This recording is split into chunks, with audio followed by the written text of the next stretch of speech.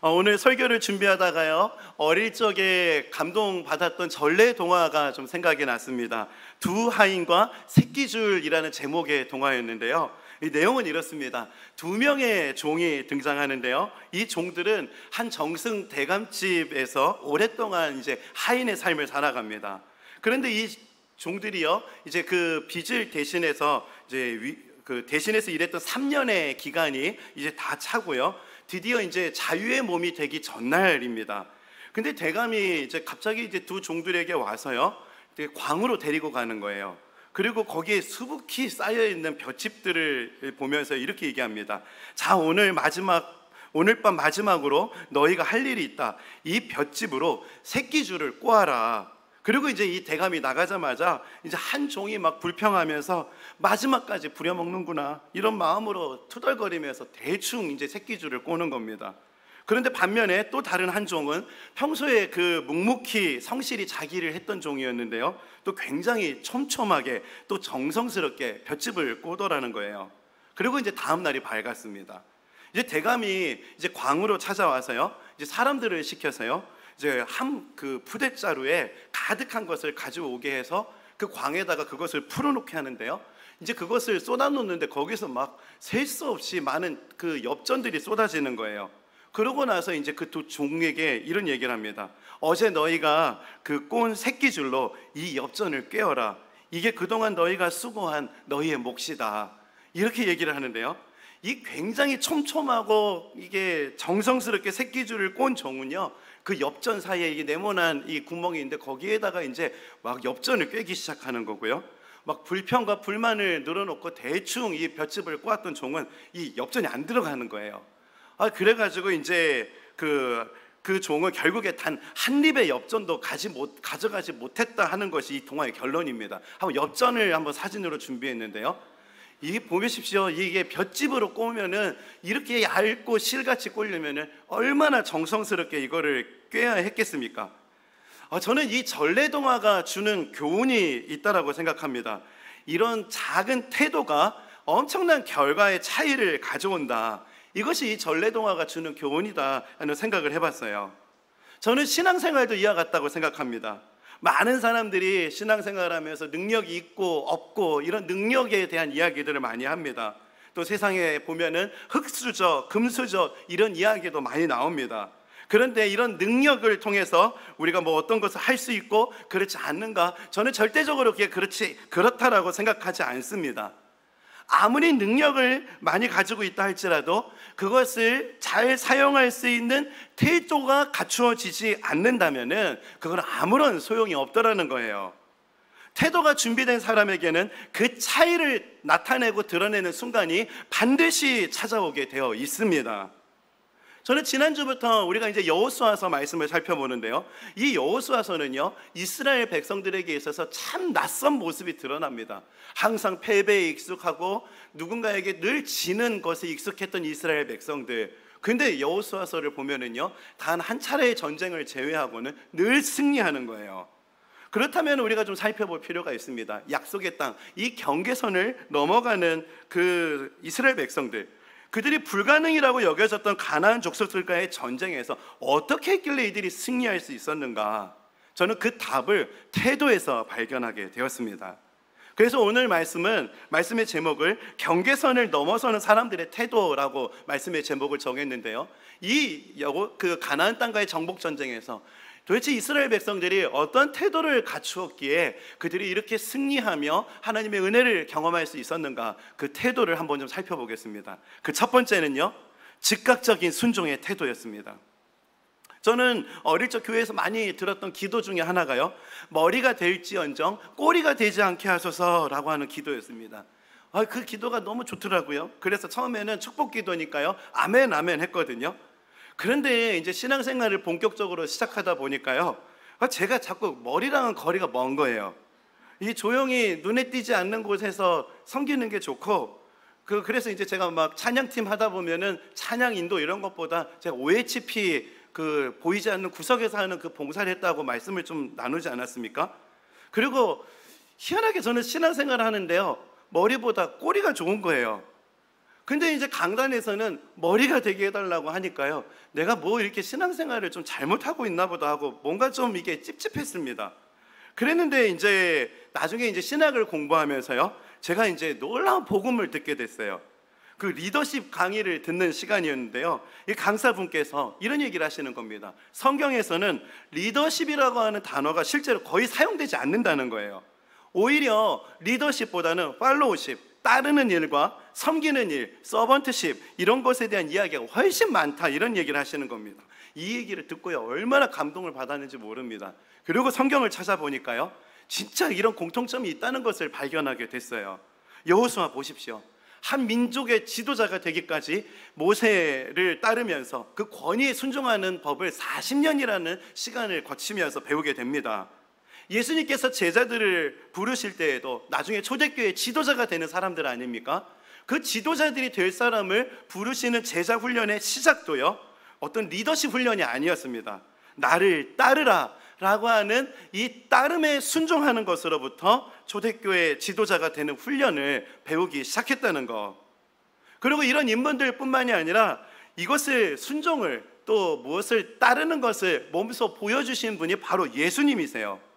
예수님의 공생의 사역을 보면은 풍랑 잠재우기, 어떤 능력으로 귀신과 병든 자들을 쫓아내고 고치기, 이런 것이 예수님 사역의 시작이 아니었습니다. 순종이 먼저였어요.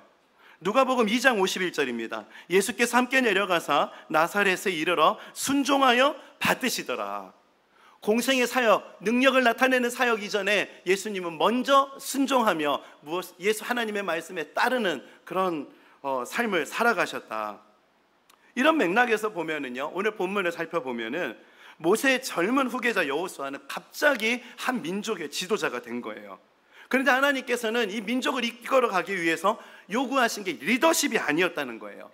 하나님의 말씀에 순종할 것을 먼저 요구하십니다. 단순히 말씀을 지키는 순종, 이런 순종을 요구하셨던 것이 아니라 그것을 넘어서는 순종하되 즉각적인 순종의 태도, 이것이 여호수아를 통해서 볼 수 있는 귀한 믿음의 태도였다는 겁니다. 오늘 본문 9절 10절입니다. 내가 내게 명령한 것이 아니냐, 강하고 담대하라, 두려워하지 말며 놀라지 말라, 내가 어디로 가든지 내 하나님 여호와가 너와 함께 하느니라 하시니라. 이 말씀을 듣자마자 이어서 10절 말씀입니다. 우리 10절 말씀을 다 함께 읽어보겠습니다. 시작. 이에 여호수아가 그 백성의 관리들에게 명령하여 이르되, 여기서 이에입니다. 하나님의 말씀을 듣고 이에, 영어 성경을 보면은 so, 킹제임스 버전 성경을 보면 then이라는 단어를 사용합니다. 즉 여호수아의 귀함은 하나님의 말씀을 듣고 즉각적인 순종을 했다는 것이 여호수아의 귀함이었어요. 이런 즉각적인 순종의 모습, 이것은 여호수아뿐만이 아니라 사도행전을 보면은 빌립에게서도 발견할 수 있습니다. 사도행전 8장 26절에서 28절입니다. 그때 주의 천사가 빌립에게 이르되 너는 예루살렘에서 가사로 내려가는 광야길을 따라 남쪽으로 가거라 하고 말했습니다. 그러고 나서 7절, 27절입니다. 광야로 가라는 거예요. 근데 여기 27절에도 여호수아서와 똑같이 NIV 성경을 보면은 so라는 접속사가 사용됩니다. 즉시, 그래서 빌립이 일어나 가다가 길에서 에디오피아 네시를 만났습니다. 하나님의 말씀이 임합니다. 그리고 빌립은 즉시 순종했다는 거예요. 말씀이 떨어진 때는 그때가 즉시 순종할 때라는 거. 오늘 말씀을 통해서 저희들이 이 귀한 태도를 갖추게 되는 그런 은혜가 있기를 바랍니다. 어떤 분들은 순종을 하는데 그 순종하는데 한 100년은 걸리십니다. 이건 진짜 마치 라면 끓여놓고 라면 다 불어버린 라면을 먹는 것과 똑같은 거예요. 여러분, 하나님께서 여러분에게 말씀하시는 그때가 여러분이 바로 순종해야 될 때입니다. 만약 하나님이 내일 여러분이 순종하기를 원하시는 것이 있다면은 내일 말씀 주셨을 거예요. 근데 오늘 말씀을 주셨다는 것은 오늘 즉시 우리가 순종해야 될 말씀이 우리 가운데 임했다는 겁니다. 제가 지난 여름 3주간 참 이런저런 교회들을 탐방하고 다녔을 때 한 목사님께서 과감한 표현을 하시더라고요. 이런 얘기를 하셨습니다. 여러분, 타이밍을 놓친 순종은 순종이 아니에요. 정신이 번쩍 났습니다. 그리고 너무나 공감이 됐어요. 여러분, 타이밍을 놓치는 순종은 순종이 아닙니다. 빌립의 순종을 보면은 순종하되 즉각적인 순종이었어요. 그런 순종이 우연을 가장한 놀라운 복음의 역사, 또 놀라운 만남의 역사를 나타냅니다. 빌립이 즉각적으로 순종하자 그때 그 에디오피아 내시를 광야에서 만나요. 광야가 얼마나 넓습니까? 그 넓은 광야의 길을 하필 그때 그 자리를 지나가는 에디오피아 내시를 만나는 거예요. 그리고 더 놀라운 거, 그 에디오피아 내시가 그 광야길을 건너갈 때 그때 하필 그때 딱 만나는 것도 놀라운데요. 그때 에디오피아 내시가요, 성경을 보는데요, 이사야서를 읽고 있었던 겁니다. 28절, 본국으로 돌아가는 길에 마차에 앉아 예언자 이사야의 책을 읽고 있었습니다. 이사야서를 읽었다는데 그 주석을 보면은 이사야서 53장 7절을 읽었다는 겁니다.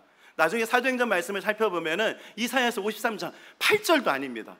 7절을 읽고 있던 바로 그 타이밍, 그 말씀을 읽고 고민하고 있는 그 타이밍에 빌립을 만난 거예요. 어떤 말씀인가? 그가 곤욕을 당하여 괴로울 때에도 그의 입을 열지 아니하였으며 마치 도수장으로 끌려가는 어린 양과 털 깎는 자 앞에서 잠잠한 양같이 그의 입을 열지 아니하였도다. 도대체 이 사람이 누군가? 이 사람이 누군가? 막 고민하고 있던 그때에 마침 빌립을 만나게 되는 거예요. 여기서 놀라운 하나님의 타이밍을 보게 됩니다. 이런 타이밍에 그 에디오피아 내시가 빌립을 만나서 그 사람이 바로 예수 그리스도시다, 이 복음을 듣고 즉시 회심하고 그 자리에서 세례를 받는 역사가 나타나는 겁니다. 만약에 빌립이 하나님의 말씀을 듣고 100년 뒤에 순종했다, 그러면 이런 일이 일어나지 않습니다. 즉시 순종했기 때문에 광야에서 마침 그 타이밍에 에디오피아 내시를 만나고 즉시 순종했기 때문에 이사야서 53장 6절도 아니에요, 8절도 아니에요, 7절 말씀을 읽었던 그때에 에디오피아 내시를 만났다는 거예요. 이처럼 우리 삶에 우연이란 없습니다. 하나님께서는 보이지 않지만 순종을 통해서 하나님의 놀라운 섭리를 우리 가운데 보이시고 드러내세요. 평촌 드림교회가 하나님의 뜻에 순종해서 2022년 4월 17일 날 정말 이곳에 세워지게 되었습니다. 오늘 예배에 오신 분들 중에서 혹시 가족이나 친구분들이 교회 한번 가보자, 그리고 오늘 교회에 한번 와주신 분들이 계십니까? 그거 우연이 아닙니다. 오늘 이 말씀을 하필 딱 듣게 하시려고 오늘 이 자리로 이끌어 주신 것입니다. 혹시 인생에 참 하필 이때 참 어려운 일들을 경험하시는 분들이 계십니까? 여러분, 이런 상황에서 오늘 말씀을 하나님께서 듣게 하신 거, 이것은 우연이 아닙니다. 하나님은 정말 빌립의 순종을 통해서 에디오피아 그 사람이 그 넓은 광야길을 걸어가고 있을 때 그를 만나게 하시고 또 예수 그리스도를 믿게 하시고 그 인생의 큰 변화의 역사를 이뤄가십니다. 오늘 예배하는 저희들에게도 이런 하나님의 절묘한 타이밍의 역사가 나타나게 되기를 바랍니다. 근데 기억해야 될 거, 이런 하나님의 절묘한 섭리의 역사는 어디서부터 출발한다고요? 즉각적인 순종입니다. 즉각적인 순종. 여러분, 순종을 하느냐 안 하느냐 이것도 중요하지만 그것보다 훨씬 중요한 것은 언제 하느냐가 중요합니다. 말씀이 떨어질 때 순종해야 될 때입니다. 하나님 말씀 앞에 즉각적인 순종을 통해서 우리는 하나님의 역사를 경험할 수 있다는 거, 저와 여러분이 이런 은혜를 경험하는 이 학기 되기를 바랍니다. 하나님 놀라운 타이밍을 통해서요, 이제 이 학기를 시작하면서 제가 진짜 돌아봐도요, 어떻게 이런 상황이 있을까? 저희가 지금 이제 학교에 주중에 들어올 수 없는 상황이니까 외부 공간이 필요한 상황입니다. 외부 공간을 얻을 수가 없는데 정말 어떻게 기가 막히게 외부의 공간에서 저희가 신앙 강좌도 할 수 있고 성도님들 말씀으로 양육할 수 있는 그런 환경을 열어주셨어요. 이건 사람의 아이디어가 아니었습니다. 얼마나 열심히 두드렸는데 한 학기 내내 구하지 못했던 일들이 2학기를 개강하기 앞두고 불과 2, 3초 안에 이 일이 일어났어요. 저는 이것도 하나님의 기막힌 타이밍이라고 믿습니다. 사랑하는 성도 여러분, 정말 도전합니다. 2학기를 시작하면서 여러분 말씀 앞에 서기를 결단하십시오. 그리고 무엇보다도 하나님 말씀 앞에 즉각적인 순종을 통해 역사하시는 하나님을 기대하며 나아가는 은혜가 오늘 예배하는 저와 여러분 가운데 가득할 수 있기를 소망합니다. 두 번째는요, 약속을 지키는 태도입니다. 약속을 지키는 태도. 오늘 본문 12절 13절입니다. 여호수아가 또 르우벤 지파와 갓 지파와 므낫세 반 지파에게 말하여 이르되 여호와의 종 모세가 너희에게 명령하여 이르기를 너희의 하나님 여호와께서 너희에게 안식을 주시며 이 땅을 너희에게 주시리라 하였나니 너희는 그 말을 기억하라. 르우벤 지파, 그 다음에 갓 지파, 그리고 므낫세 지파의 절반 지파에게 이런 출정 명령을 여호수아가 내리고 있는 겁니다. 근데 이 출정 명령이 내려지는 이 상황을 정말 이해하려면요, 그 모세 시대를 살펴봐야 되는데 민수기 32장을 살펴봐야 됩니다. 모세 시대 때 르우벤 지파, 또 갓 지파, 므낫세 지파 중에 이 절반의 지파가 모세에게 어느 날 와서 요구합니다. 저희 가나안 땅 안 가겠습니다. 저희는 가나안 땅 요단강 건너가지 않고 요단 이쪽 편, 동편에서 저희는 머물고 살겠습니다. 이런 요구를 하는 겁니다. 근데 이들이 이렇게 당당하게 모세에게 요구를 할 수 있었던 것은요, 그들이 광야에서 그 미디안 족속들과 또 여러 족속들과의 전쟁에서요, 이 세 지파가 아주 큰 공로를 세웠었어요. 우리는 이렇게 큰 공로를 세웠으니까 이제 우리는 여기서 머물겠습니다. 요단 동쪽 편에 이 땅을 우리에게 주십시오. 이 이야기를 듣자 모세가 막 불같이 화를 냅니다. 이제 가나안 전쟁을 앞두고 있는 상황인데 너희가 여기 머물면 나머지 지파들은 다 사기가 꺾이지 않겠느냐, 너희도 같이 가야 된다, 이렇게 모세에게 야단을 맞거든요. 그렇게 야단을 맞고 그 세 지파가 또 모세에게 이런 요구를 합니다. 알겠습니다. 그렇다면은 우리 지파의 여자들 그리고 아이들을 제외하고 저희들이 그 전쟁에 함께 하겠습니다. 이 약속을 모세에게 하는 거예요. 그리고 모세가 이 약속을 너무나 흡족하게 여기면서 요단 동편의 땅을 그들에게 허락합니다. 이제 가나안 정복 전쟁을 해야 되는 상황인데요, 그들이 거기 가봤자 얻을 수 있는 게 하나도 없어요. 이미 그들은 지분을 다 확보하고 있는 상황입니다. 이런 배경을 이해하고 13절 말씀 한번 봐보십시오. 여호와의 종 모세가 너희에게 명령하여 이르기를 너희의 하나님 여호와께서 너희에게 안식을 주시며 이 땅을 너희에게 주시리라 하였나니 너희는 그 말을 기억하라. 약속 기억하라는 거죠. 그리고 14절 말씀을 보면 그들이 이렇게 말합니다.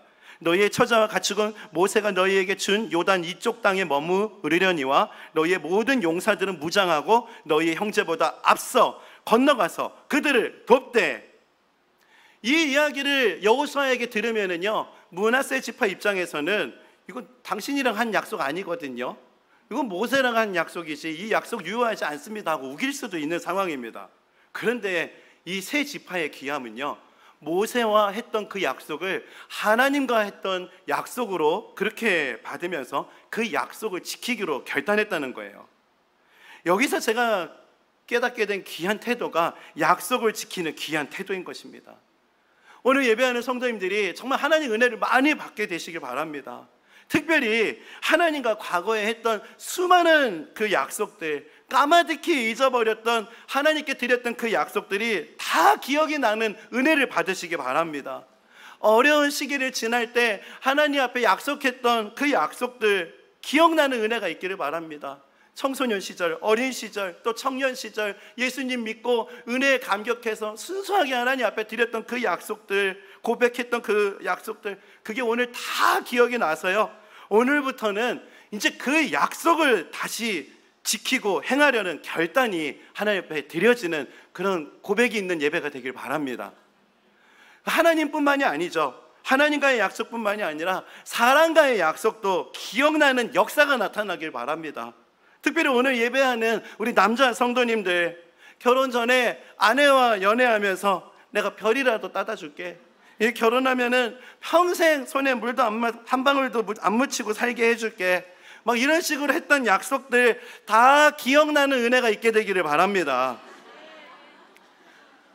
아니, 남자 성도님들이 아멘을 크게 하셔야 되는데 우리 여성 성도님들이 크게 해주셔서. 그리고 옆에 계신 남편을 너무 콕콕 찌르지 마십시오. 이게 너무 당황하실 텐데요, 우리 남자분도 당황하지 마세요. 제가 또 한 말씀 더 하겠습니다. 이 약속은 아내들도 마찬가지입니다. 아내들도 서로 이거 약속했지 저거 약속했지 말하는 것보다 스스로 깨달을 수 있도록 서로를 위해서 기도해 주십시오. 그 약속이 생각나서 이제 우리 서로에게, 우리 가족들에게, 또 우리 이웃에게 했던 그 약속들 내가 이제 지켜야지, 정말 오늘 이 시간 그 약속이 생각나고 그 약속을 지켜야지 하는 이런 결단이 있기를 바라는 겁니다. 오늘 담임 목사로서 오늘 말씀을 묵상하면서 제가 성도님들께 약속했지만 지키지 못한 것이 있지는 않나? 이런 것들을 참 많이 돌아봤습니다. 혹시 제가 성도님들께 약속했지만 지키지 못한 것이 있다면 말씀해 주십시오. 제가 그 약속을 지키겠습니다. 그리고 또 그 약속뿐만이 아닙니다. 하나님 또 사람들에게 했던 약속, 그것을 기억나는 거, 저 개인의 이거 차원을 넘어서서요, 교회가 하나님 앞에 드렸던 약속들도 있어요. 평촌드림교회가 하나님 앞에 드렸던 이 약속을 잘 지키는 교회가 되기를 바랍니다. 어떤 약속을 드렸나? 첫째는 분당 우리 교회에서 분립하면서 개척된 그 지역의 인근 교회 성도님들의 수평 이동 등록을 받지 않겠다는 약속을 드렸습니다. 대형 교회에서 한 교회가 분립되다 보면은요, 인근의 미자립 교회는 초긴장 상태에 빠집니다. 한 교회가 분립 개척되는 것도 귀하지만 이 귀한 일들이 또 다른 교회에 어려움을 드리는 것은 하나님 보시기에 옳지 않다. 그래서 하나님 앞에 드렸던 약속은 한 교회가 세워지는 그 지역마다 인근 교회 성도님들의 등록을 받지 않겠다, 이런 약속을 드리고 분립 개척을 했던 것입니다.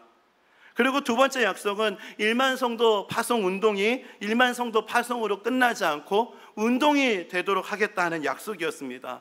이것이 우리 새가족 등록하시는 분들은 잘 이렇게 생소한 단어일 텐데, 꿈 넘어 꿈 프로젝트라고 하는 약속이에요. 이 평촌드림교회는 분당 우리 교회로부터 개척 분립 헌금을 지원받아서 개척되었어요. 그 지원금으로 이 교회가 세워졌고요. 이 지원금을 이제 분당 우리 교회로 다시 되갚는 것이 아니라 이 교회가 세워질 때 들어갔던 그 재정 헌금이 또 다른 미자립 교회, 연약한 교회를 섬기는 기금이 되도록 하는 거. 그래서 지난 2년 4개월 동안 저희가 수도권의 11교회를 섬겼습니다. 그 교회 목사님들이 우리 교회에 오셔서 정말 얼마나 감사한지, 또 이런 일이 오늘날에 일어날 수 있는 게 이게 판타지가 아니라 이게 실제라는 거에 너무 감사하다, 이런 나눔들을 해주셨습니다. 그리고 이런 나눔은 수도권뿐만이 아니라 더 꿈을 꿔서 이제 경상도권을 미자립 교회들을 섬기는 것으로 저희들이 이 꿈을 이어가고 있습니다. 이 일을 위해서 지난 목요일, 금요일 1박 2일 동안 저는 부산에 다녀왔습니다.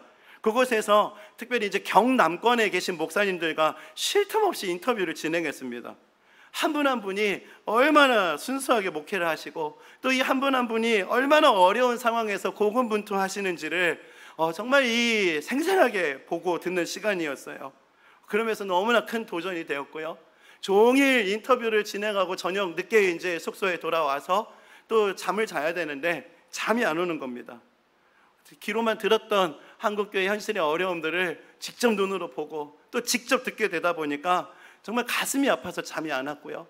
또 한편으로는 지금 이런 상황에서 평촌드림교회가 개척된 지 2년 4개월 동안 이렇게 말도 안 되는 은혜를 우리가 누리고 있다. 이게 또 이 은혜에 가슴이 벅차서 한편으로는 안타까운 현실에 아파하는 마음 때문에, 또 한편으로는 하나님 부어주시는 은혜에 너무나 감사해서 잠을 이루기가 힘들었습니다.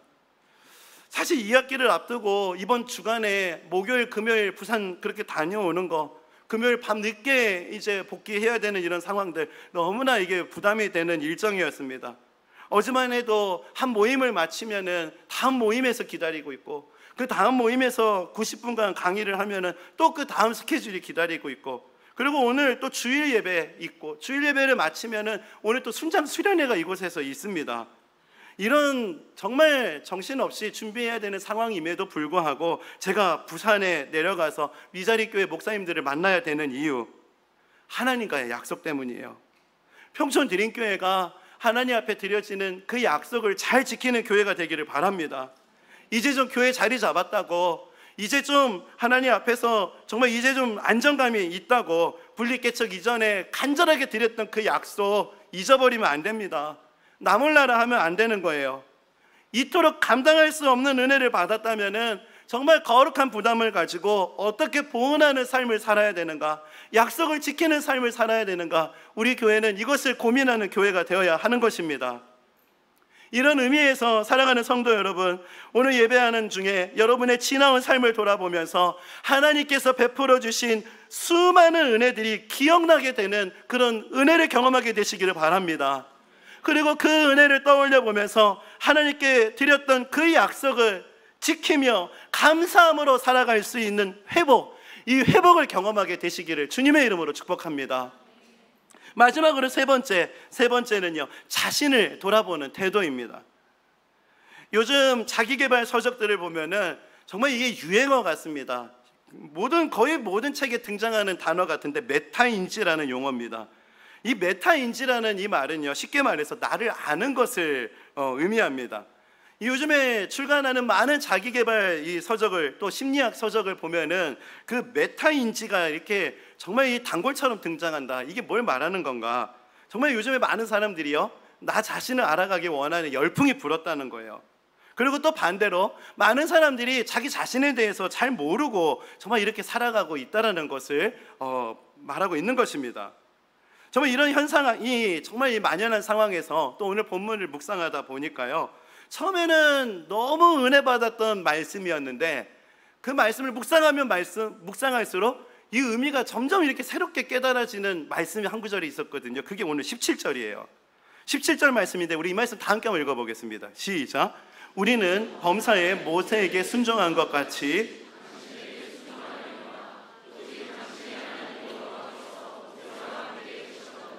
당신과 함께 계시기를 원하나이다. 여기서 주목할 표현이요, 우리는 범사에 모세에게 순종한 것 같이 당신에게 순종하려니와. 너무 은혜로운 고백이잖아요. 그래서 진짜 은혜 많이 받았습니다. 너무 정말 감사하다. 근데 묵상하면 할수록 모세가 이 이야기 들었으면은 얼마나 황당했을까. 모세가 우리가 범사에 모세에게 순종한 것 같이 깜짝 놀라가지고 막 무덤에서 뛰어나왔을 겁니다. 그 이스라엘 백성들 자신을 몰라도 너무 모르는 거 아니에요? 정말 그들이 범사에 모세에게 순종했습니까? 이스라엘 백성들처럼 모세 말 안 들었던 백성들이 어디 있습니까? 그들처럼 그렇게 모세를 거역하고 심지어는 모세를 죽이려고 했던 백성들이 누가 있습니까? 그랬는데 우리는 범사에 모세에게 순종한 것처럼, 범사에 원망하고 불평하고 끊임없이 불순종했는데 자기들 생각에 요 정도 했으면 순종했다는 거예요.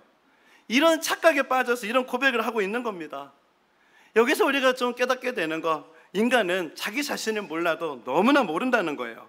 모든 사람들은 객관적으로 볼 때 불순종이라고 하는데 자기 자신은 순종했다고 굳게 믿고 있는 겁니다. 그러다 보니까 목회가 힘든 거예요. 하나님 말씀 앞에서 나 자신을 돌아봐야 되는데 저 말씀은 나를 향한 말씀이다, 이렇게 말씀을 받고 회개의 역사가 나타나고 내적인 변화가, 교정이 일어나야 되는데 그러지 않는 겁니다. 이 말씀은 우리 아들이 들어야 되는데, 오늘 우리 남편이 들었어야 되는데, 누가 우리 김권사가 오늘 이 얘기를 들었어야 되는데, 이런 식으로 말씀을 받다 보니까 말씀은 선포되지만 자기 자신을 돌아볼 수 있는 그런 말씀의 조명하심의 은혜를 경험하지 못하는 거예요. 내적 점검이 말씀을 통해서 이루어지지 못하는 겁니다. 이 가나안 전쟁을 해야 되는 이런 외적인 위기 상황 앞에서 하나님께서는 계속 여호수아를 향해서 강조했던 것은 내적인 점검, 자신의 내면을 우선적으로 점검해야 된다, 이것을 반복적으로 강조하십니다. 여호수아 1장 6절입니다. 강하고 담대하라. 이게 뭘 말하는 겁니까? 내면 점검, 내적 점검이 먼저다. 외적으로 가나안과 전쟁해야 되는 상황에 있지만, 위기에 있지만 내면을 돌아보고 점검하는 것이 먼저다. 계속 강조하세요. 7절입니다. 오직 강하고 극히 담대하여. 또 9절 말씀이에요. 강하고 담대하라. 두려워하지 말며 놀라지 말라. 가나안 족속이라고 하는 이 외부의 적과의 싸움을 앞둔 상황에서 하나님께서 여호수아에게 반복하시면서 강조했던 것은 외적인 점검이 중요한 것이 아니라 자기 자신의 내면을 돌아보는 내적 점검이 우선되어야 한다는 것을 강조하고 계시는 겁니다. 왜 이게 필요한가? 우리 연약한 인간은요, 늘 어떤 문제의 원인을 자기 자신에게서 찾고 발견하는 것이 아니라 늘 외부에서 찾으려고 하는 경향이 크기 때문에 그렇습니다. 제가 예전에 한번 이 간증을 좀 나눴던 적이 있는 것 같은데요, 제가 대학생 시절입니다. 그때 부모님 몰래 제가 대학가요제에 출전한 적이 있었거든요. 당시에 막 기도하고 막 하나님 앞에 꿈을 꾸면서 준비했습니다. 하나님, 제가 가수가 된다면은 콘서트 말미에 그 찬송가를 부르면서 하나님 앞에 영광을 돌리기 원합니다. 대학가요제 좀 붙게 해주세요. 전도의 통로로 제가 그렇게 쓰임받기를 원합니다. 그렇게 기도하고 준비했는데 결과는 예선 탈락.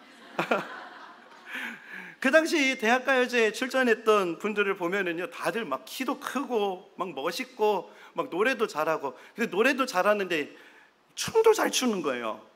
진짜 그분들에 비하면 저는 진짜 너무나 초라했습니다. 이런 객관적인 현실로 보면은 진짜 뭐 떨어질 만하니까 떨어졌거든요. 근데 그 당시를 돌아보면은요, 제가 그 떨어지는 원인을 저에게서 찾지 않고요, 자꾸 외부에서 찾았어요. 그러면서 그 외부의 대상이 우리 어머니였습니다. 제가 우리 어머니랑 어릴 적부터 많이 닮았다, 붕어빵이다 이런 소리를 들었는데요, 내가 엄마 닮아서 떨어진 거야. 진짜 왜 하필이면 내가 우리 엄마를 닮아가지고 내가 왜 이 대학가요제에서 낙마를 해야 되는가 하면서 객관적인 그 상황을 분석하기보다도 정말 그 원망의 대상을 찾고, 그때 진짜 철없이 우리 어머니를 얼마나 원망했는지 모릅니다. 근데 그게 20대를 시작했던 제 모습이라면요, 지금 저는 정말 많이 바뀌고 교정이 됐어요. 정말 많은 교정이 일어났거든요.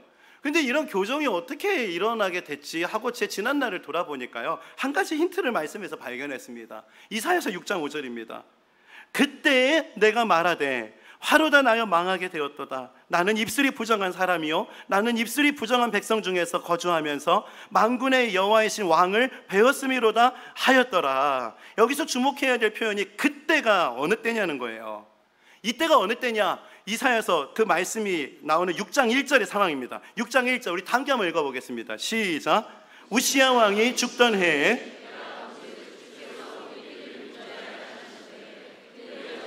성전에 가득하였고, 여기서 그때가 언제냐? 화로다 나여 망하게 되었도다라고 하는 자신을 돌아보는 탄식이 터져나왔던 때가 언제였냐?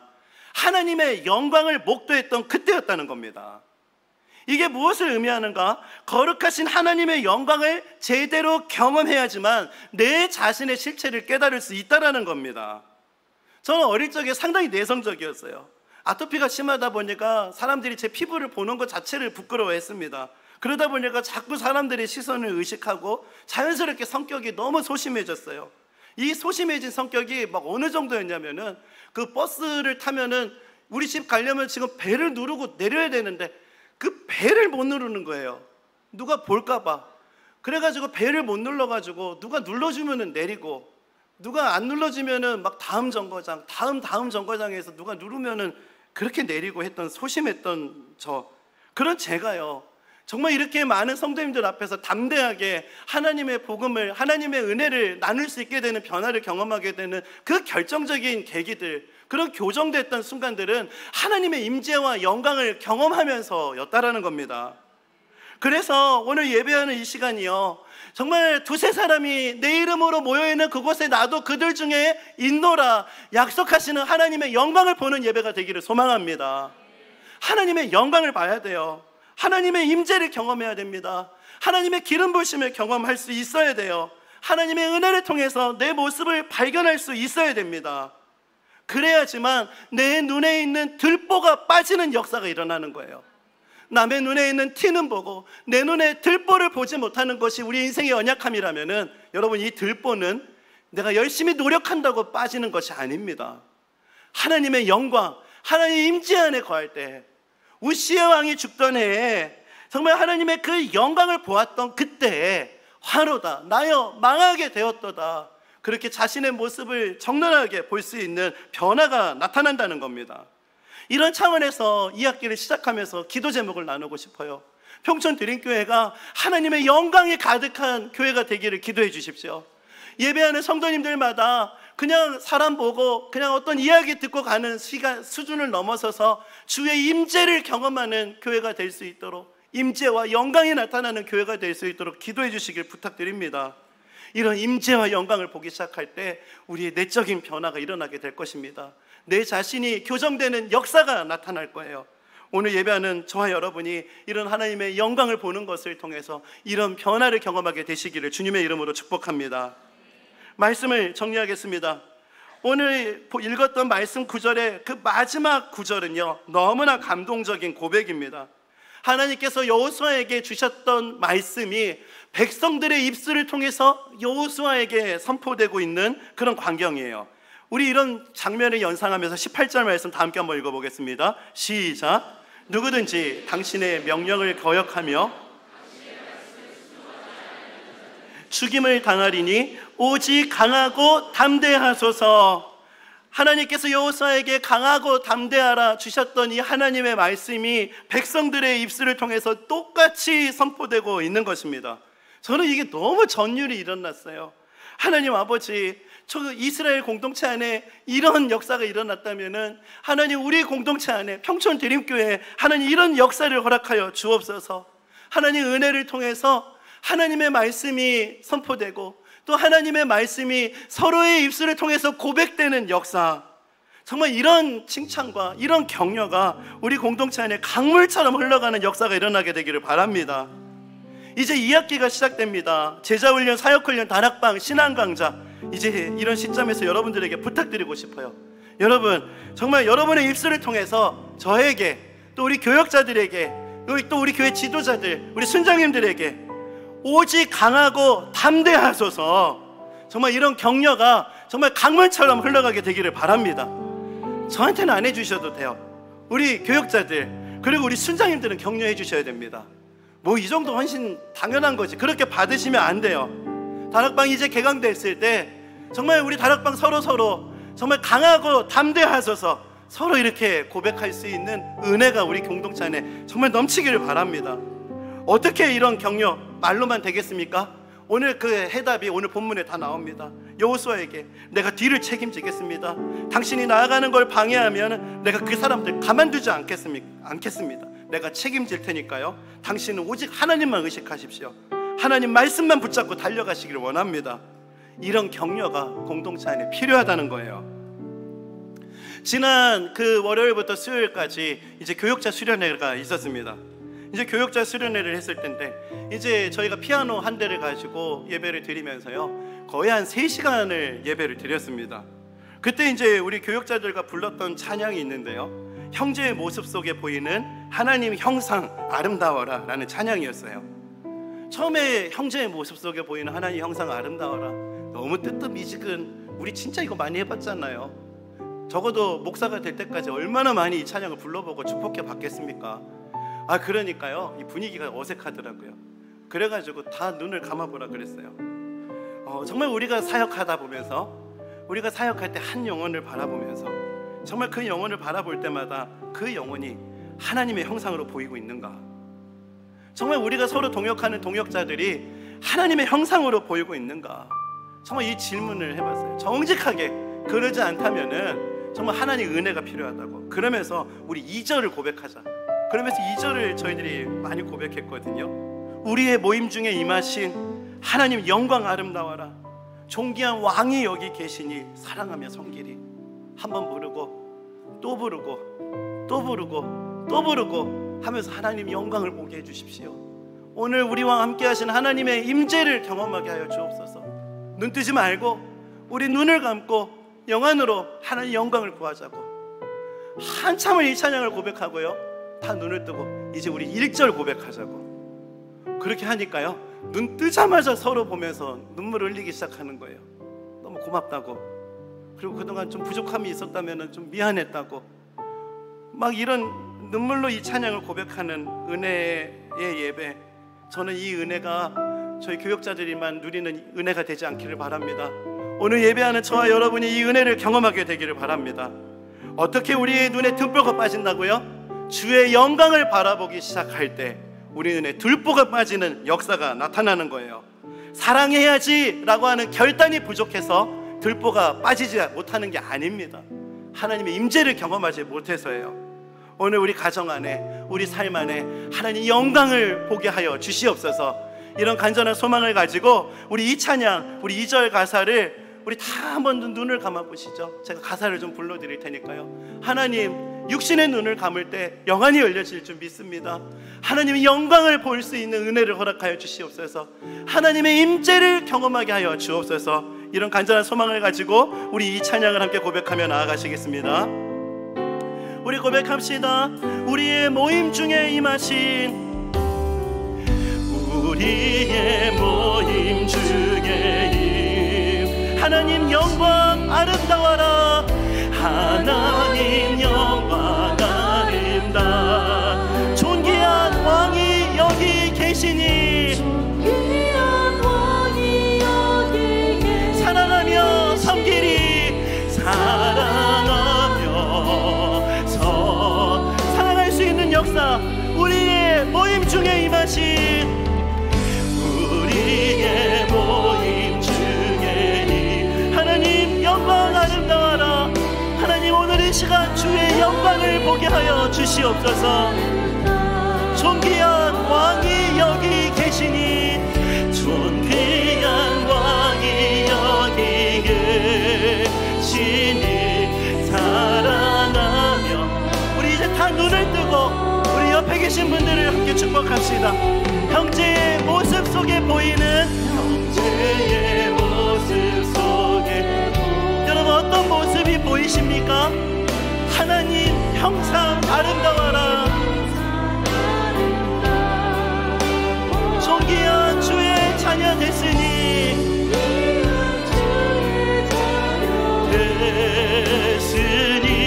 사랑하며. 우리 다시 한 번 더 고백합시다.